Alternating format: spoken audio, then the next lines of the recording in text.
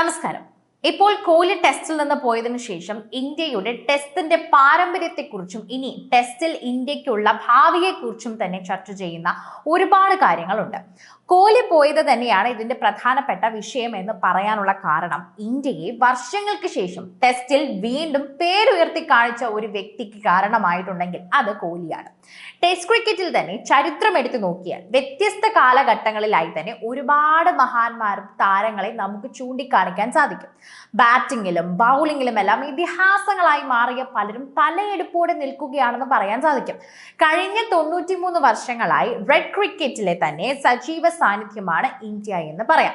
ഇടയ്ക്ക് ഗ്രാഫ് ചെറുതായി പൊങ്ങിയും താഴ്ന്നുമൊക്കെ നിൽക്കുന്നുണ്ടായിരുന്നുവെങ്കിലും ഇന്ത്യയുടെ സാന്നിധ്യം ആ ടെസ്റ്റ് ക്രിക്കറ്റിൽ നമുക്ക് അറിയാൻ സാധിക്കുമായിരുന്നു. 1932 റെഡ് ബോൾ ക്രിക്കറ്റിൽ ഇന്ത്യ ആദ്യമായി അരങ്ങേറിയത്. കഴിഞ്ഞ 6 മാസങ്ങൾക്കിടെ ടെസ്റ്റിൽ വലിയ രീതിയിലുള്ള മാറ്റങ്ങൾ ഇന്ത്യൻ ക്രിക്കറ്റിൽ സംഭവിച്ചുകൊണ്ടിരിക്കുകയാണെന്ന് നമ്മൾ കണ്ണുകൊണ്ട് കാണുകയാണ്. വിരാട് കോഹ്ലി, രോഹിത് ശർമ്മ, ആർ അശ്വിൻ എന്നീ 3 ഇതിഹാസ താരങ്ങൾ ഈ കാലയളവിനിടെ ടെസ്റ്റിൽ നിന്നും വിരമിക്കൽ പ്രഖ്യാപിച്ചത് ഇന്ത്യക്കാർക്ക് വളരെയധികം ആഘാതമുണ്ടാക്കി എന്ന് പറയാം. ഇതോടെ ഒരു സുവർണ തലമുറയുടെ അന്ത്യം കൂടിയാണ് സംഭവിച്ചിരിക്കുന്നത് എന്ന തരത്തിലുള്ള പോസ്റ്ററുകളും ചിത്രങ്ങളും എല്ലാം സോഷ്യൽ മീഡിയയിൽ കാണുന്നുണ്ട്. ഇതുവരെയുള്ള ടെസ്റ്റ് ചരിത്രത്തിലെ എക്കാലത്തെയും മികച്ച താരങ്ങളെ ഉൾപ്പെടുത്തി ഇന്ത്യയുടെ ഓൾ ടൈം 11 തിരഞ്ഞെടുത്താൽ ആരൊക്കെ ഉണ്ടാകുമെന്ന ടീമിലാണ് ഇപ്പോൾ ഏറ്റവും കൂടുതൽ ചർച്ച ചെയ്യുന്ന ഒരു വിഷയം. അങ്ങനെ നോക്കിക്കഴിഞ്ഞാൽ നമ്മുടെ പ്രിയപ്പെട്ട താരങ്ങൾ ആരൊക്കെ ഉണ്ടാകുമെന്ന ലിസ്റ്റ് ഇപ്പോൾ സോഷ്യൽ മീഡിയയിൽ തന്നെ വൈറലാണ് എന്ന് പറയാം. അങ്ങനെ ഒരു ലിസ്റ്റ് നോക്കിയാൽ ഇന്ത്യയുടെ ഓൾ ടൈം ടെസ്റ്റ് 11 ഓപ്പണിംഗ് ജോഡികൾ ആരായിരിക്കുമെന്ന് ചോദിച്ചാൽ ഒറ്റ ഉത്തരമേ ഉണ്ടാകൂ. മുൻ ഇതിഹാസം സുനിൽ ഗവാസ്കറും വെടിക്കെട്ട് താരമായിരുന്ന വീരേന്ദർ സെവാഗുമായിരിക്കും പറയാം. വ്യത്യസ്ത ബാറ്റിംഗ് ശൈലിയിലൂടെ തന്നെ ലോക ക്രിക്കറ്റിൽ തന്നെ തങ്ങളുടേതായ സ്ഥാനം ഇടം നേടിയെടുത്ത ബാറ്റർമാരാണ് ഇവർ രണ്ടുപേരുമെന്ന് നിസ്സംശയം പറയാൻ സാധിക്കും. ഇവരുടെ ബാറ്റിംഗ് കരിയർ, പ്രത്യേകിച്ച് ടെസ്റ്റിലുള്ള ഇവരുടെ ബാറ്റിംഗ് കരിയർ എടുത്ത് നോക്കിയാൽ തന്നെ നമുക്ക് ഇക്കാര്യങ്ങളെ കുറിച്ച് വളരെ വ്യക്തമായി പറയാൻ സാധിക്കും. ഒരുപാട് ബാറ്റിംഗ് റെക്കോർഡുകളുള്ള അവകാശി കൂടിയാണ് ഇപ്പോൾ ഗവാസ്കർ എന്ന് നമുക്ക് അറിയാം. അതുകൊണ്ട് തന്നെ സേവാഗും ഗവാസ്കറും ഒരുമിച്ച് എത്തിക്കഴിഞ്ഞാലുള്ള ഓപ്പണിങ്ങിനെ കുറിച്ച് പറയേണ്ട കാര്യമില്ല. പിന്നെ ഇന്ത്യക്ക് അനായാസന അടിക്കാവുന്നതേ ഉള്ളൂ എന്ന് തന്നെ എല്ലാവരുടെയും വിശ്വാസത്തിൽ പറയാം.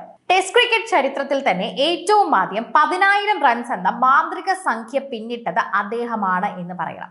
51.1 ശരാശരിയിൽ 34 സെഞ്ചുറികളടക്കം 122 റൺസ് അടിച്ചെടുത്ത് തന്നെയാണ് ഗവാസ്കർ ടെസ്റ്റ് കരിയർ തന്നെ അവസാനിപ്പിച്ചത്. അതുകൊണ്ട് തന്നെ അദ്ദേഹത്തിന്റെ ടെസ്റ്റ് കരിയർ എടുത്ത് നോക്കിയാൽ ഇന്ത്യക്ക് അഭിമാനം മാത്രമേ ഉണ്ടാവുകയുള്ളൂ. സേവാഗ് ആകട്ടെ ഇന്ത്യൻ ക്രിക്കറ്റിൽ പുതിയൊരു ബാറ്റിംഗ് വിപ്ലവത്തിന് തുടക്കമിട്ട ഓപ്പണർ കൂടിയായിരുന്നു. ടെസ്റ്റിൽ ഇന്ത്യയുടെ അടുത്തുവരെയുള്ള ബാറ്റിംഗ് സങ്കല്പങ്ങളെ എല്ലാം തന്നെ പൊളിച്ചെഴുതിയത് തന്നെയായിരുന്നു അദ്ദേഹത്തിന്റെ വിപ്ലവം എന്ന് നമുക്ക് ഉറപ്പായും പറയാൻ സാധിക്കുമെന്ന് തന്നെ പറയാം. അതുപോലെ തന്നെ അഗ്രസീവ് ശൈലിയിലൂടെയും ടെസ്റ്റിൽ വിജയിക്കാൻ സാധിക്കുമെന്ന് സേവാഗ് കാണിച്ചു തന്നിട്ടുമുണ്ട്. അതുപോലെ തന്നെയാണ് ടെസ്റ്റിൽ ട്രിപ്പിൾ സെഞ്ചുറി അടിച്ച ആദ്യ ഇന്ത്യൻ ബാറ്റർ കൂടിയാണ്, ട്രിപ്പിളുള്ള ഏക ഇന്ത്യൻ താരവും കൂടിയാണ് നമ്മുടെ എല്ലാവരുടെയും പ്രിയപ്പെട്ട വീരു. 103 ടെസ്റ്റുകളിൽ നിന്നും 23 സെഞ്ചുറികളടക്കം 8,503 റൺസാണ് അദ്ദേഹത്തിന്റെ സമ്പാദ്യമായി ഉള്ളത്. ഓൾ ടൈം 11 3-ാം നമ്പറിലുള്ളത് ബാറ്റിംഗ് ഇതിഹാസ താരമായ സച്ചിൻ ടെണ്ടുൽക്കർ ആണ്. ഇന്ത്യൻ ക്രിക്കറ്റിലെ ഐക്കനാണെന്ന് തന്നെ മാസ്റ്റർ ബ്ലാസ്റ്ററിനെ കുറിച്ച് നമുക്ക് വിശേഷിപ്പിക്കാൻ സാധിക്കും. ടെസ്റ്റ് ചരിത്രത്തിലെ ഓൾ ടൈം റൺ വേട്ടക്കാരനാണ് സച്ചിൻ. 200 ടെസ്റ്റുകളിൽ നിന്നും 53.78 ശരാശരിയിൽ അദ്ദേഹം വാരിക്കൂട്ടിയത് 15,921 റൺസാണ്.